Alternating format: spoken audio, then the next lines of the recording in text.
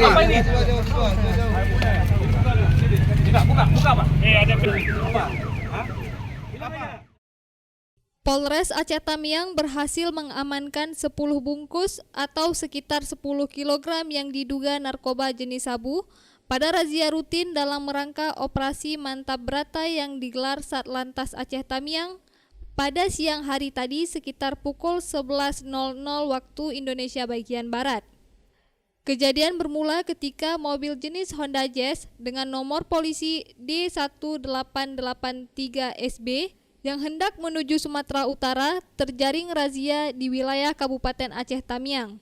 Setelah dilakukan pemeriksaan dan penggeledahan, terdapat 10 bungkus atau sekitar 10 kg narkotika jenis sabu yang disimpan di bagasi belakang mobil.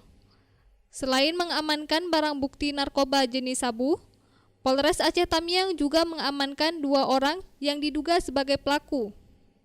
Kapolres Aceh Tamiang AKBP Muhammad Yanis membenarkan pihaknya telah mengamankan 10 kg narkoba jenis sabu beserta 2 orang pelaku dan 1 unit mobil Honda Jazz.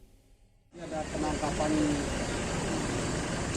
narkoba ya jenis sabu, jadi masih kita hitung dulu berapa jumlahnya. Kemudian ada 2 TSK, nanti kita konfirmasi kembali ya, itu hanya untuk awal dulu. Saat ini kedua pelaku beserta barang bukti telah diamankan ke Polres Aceh Tamiang untuk dilakukan pengembangan dan pemeriksaan lebih lanjut. Dari Aceh Tamiang, Seli Novita melaporkan untuk Puja TV Aceh.